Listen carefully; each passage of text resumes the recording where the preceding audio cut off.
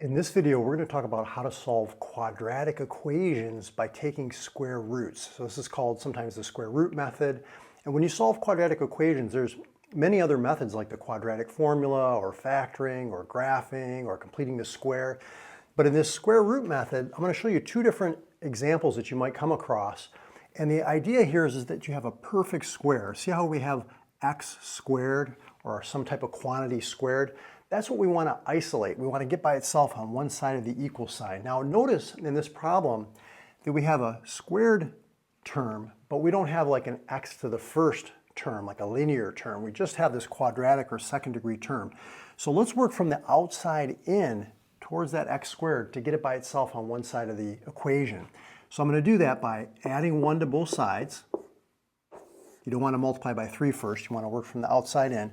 So that's going to give us 27. The 1 and the negative 1 cancel, and now we're down to x squared divided by 3. Of course, the opposite of dividing by 3 is just to multiply both sides by 3. It's just like solving a regular algebra equation, right? Algebra 1. And we have now x squared is equal to 81. Now that we've got this quadratic by itself, all we have to do is do the opposite, or the inverse, I should say. Instead of squaring, you want to take the square root of both sides to keep it balanced. But remember, when you take the square root of both sides, you get two answers. You get a positive or a negative. So the square root of 81 is 9, but we're going to say that our answer is positive or negative 9. It's both those solutions.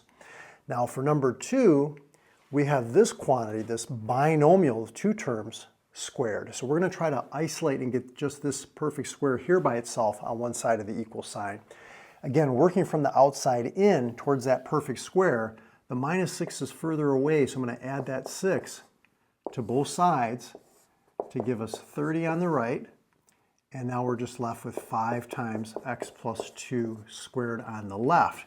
Again, still working in towards this perfect square here. We're going to divide both sides by 5. And so now we're left with x plus 2, the quantity squared is equal to 30 divided by 5, which is 6. Now that we have this perfect square by itself, instead of squaring, let's take the square root of both sides. The square and the square root, those undo one another, they cancel each other out. And you just have x plus 2 equals, again, remember that, plus or minus square root of 6. Now some teachers will have you split this into two equations, okay? And what you can do is you can solve x plus 2 is equal to positive root 6, and x plus 2 is equal to negative root 6. Here we're just going to subtract 2 from both sides. Same thing here, subtract 2 from both sides. So we get x equals negative 2 plus square root of 6. Over here, we get x equals negative 2 minus square root of 6. And those are your two solutions. Now, another way to do this, you can subtract 2, but when you do that, make sure you subtract 2 in front of that plus or minus, or to the left of that plus or minus sign, and you're going to get these same two answers.